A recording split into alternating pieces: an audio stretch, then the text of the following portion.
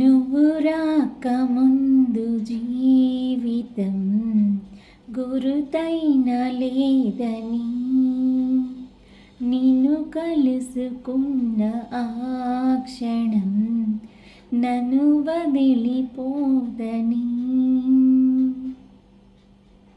ఏంటి రోజు మాటలు చెప్పే అమ్మాయి ఈరోజు పాట పాడుతుంది అనుకుంటున్నారా? అవునండి, మన లైఫ్లో కూడా మనం ఎన్నో రోజుల నుంచి కొన్ని పనులను వాయిదా వేస్తూ ఉంటాం. ఆ పనులు చకచకా చేస్తూ ఉంటే తొందరగా అయిపోతాయి అని తెలిసినప్పటికీ కూడా మనం వాటిని దాటవేస్తూ ఉంటాం. ఈ విధంగా దాటవేసిన వాటి వల్ల మనకి చిన్న నష్టమే కదా జరుగుతుంది అనుకోవచ్చు. బట్ కొన్ని పనుల వల్ల చాలా పెద్ద నష్టం, అది కూడా చాలా కాలం తరతరాలుగా నష్టం వాటిల్లే పరిస్థితి అనేది ఉంటూ ఉంటుంది. మరి అలాంటి అలవాటుని మనం చిన్న చూపుగా చూసాము అంటే లైఫ్లో భారీ మూల్యం అనేది చెల్లించుకోవాల్సి వస్తుంది. మరి ఇలాంటి అలవాట్లున్న చాలామంది ఇలా అనుకుంటారు, ఈరోజు కాదులే రేపు, ఇప్పుడు కాదులే ఇంకొంతసేపటికి, ఈ నెల కాదులే వచ్చే నెల అని. మరి మనం చేసే ఇంత చిన్న పొరపాటు అంత పెద్ద భారీ మూల్యం చెల్లించడం ఈజీయా?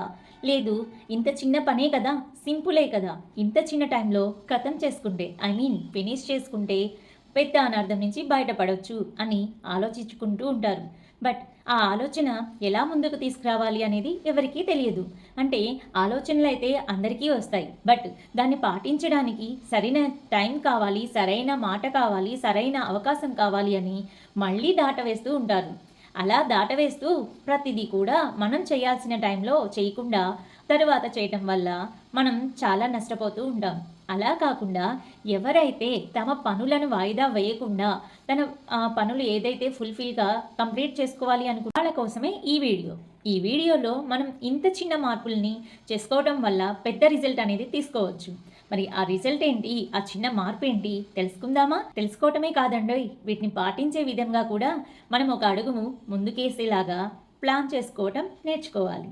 మరి ఆ చిన్న చిట్కాలు ఏంటో చూసేద్దామా? రోజు మారితే మీ జీవితం మారుతుంది అనే ఈ మాట ఊరికే చెప్పలేదు పెద్దవాళ్ళు.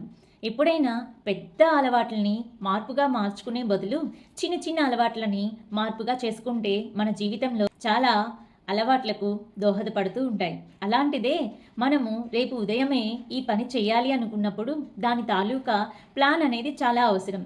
ఎగ్జాంపుల్గా ఒక మహిళ తన ఇంటిల్లిపాది బ్రేక్ఫాస్ట్ ప్రిపేర్ చేయాలి అనుకున్నప్పుడు రేపటి బ్రేక్ఫాస్ట్ కోసం ఈరోజు నైటే తను మినపగుళ్ళు లేదా ఇడ్లీ రవ్వ లేదు ఉప్మా రవ్వ ఇవన్నిటిని రెడీ చేసుకొని పెట్టుకుంటుంది. ఇదే విధంగా మన ప్లానింగ్ అనేది సరైన టైంలో సరైన విధంగా ఉన్నప్పుడు ఆ రోజు మనకి వేస్ట్ అవ్వకుండా టైం ప్రకారం పోతూ ఉంటుంది. మన పనులని పక్కన పెట్టి ఇంకొకరి పనుల మీద శ్రద్ధ చూపించినప్పుడు మన లైఫ్లో మనం చేయాలనుకున్న పనులు వాయిదా పడిపోతూ ఉంటాయి. అంటే అర్థం కాలేదా? అయితే ఈ విధంగా చూడండి, మనము మన ప్రయారిటీ కన్నా పక్కన వాళ్ళ పనులని ప్రయారిటీగా ఎప్పుడైతే చూస్తామో అప్పుడు మన పనులన్నీ కూడా వాయిదా అయిపోతూ ఉంటాయి. అలా కాకుండా మన పనులను కేటాయించిన టైంని పూర్తిగా సద్వినియోగం చేసుకున్న తర్వాత మాత్రమే అవతలి వారి పనుల్లో మనం తలదూర్చడం చాలా ముఖ్యం. అలా అని అవతలి వారికి సహాయపడొద్దు అని కాదు, మన పనులు ఏదైతే ఉందో దానికి మన బెస్ట్ ఎనర్జీ తోడైనప్పుడు మాత్రమే ఆ పనులనేవి ప్రొడక్టివిటీగా మారుతూ ఉంటాయి. ఇది దీని అర్థం. ఏ పని మీదైనా సరే ఫోకస్ ఎక్కువగా ఉంచినప్పుడు మాత్రమే దాని ప్రోగ్రెస్ ఎక్కువగా వస్తుందని అస్సలు మర్చిపోవద్దు. పనులని ఎక్కువగా పెట్టుకొని బిజీగా ఉంటూ ఉంటారు చాలామంది. అలా కాకుండా మీ పనులలో బెస్ట్ ప్రయారిటీ గల పని ఏదో ముందు లిస్ట్లో పెట్టుకొని దానికి మాత్రమే మీ ఫోకస్ని జోడించినట్లయితే ప్రోగ్రెస్ అనేది ఆటోమేటిక్గా వచ్చేస్తుంది. మన మీద మనకి నమ్మకం ఉంచి ఏ పని చేసినా సరే అది ఎంత కష్టమైన పనైనా చిన్న విషయంలాగా మారుతుంది. అలాగే మన ఆసక్తి ఎక్కడైతే ఉంటుందో ఆ పనిని మనం చేసినప్పుడు మనకి టైం అనేది అస్సలు తెలియదు. ఎందుకంటే చిన్న చిన్న విజయాలే మన గెలుపుని నిర్ణయిస్తాయి. మనం ఈ చిన్న పనిలో గెలిచాము అంటే దానివల్ల మనకి ఆత్మవిశ్వాసం అనేది పెరుగుతూ ఉంటుంది.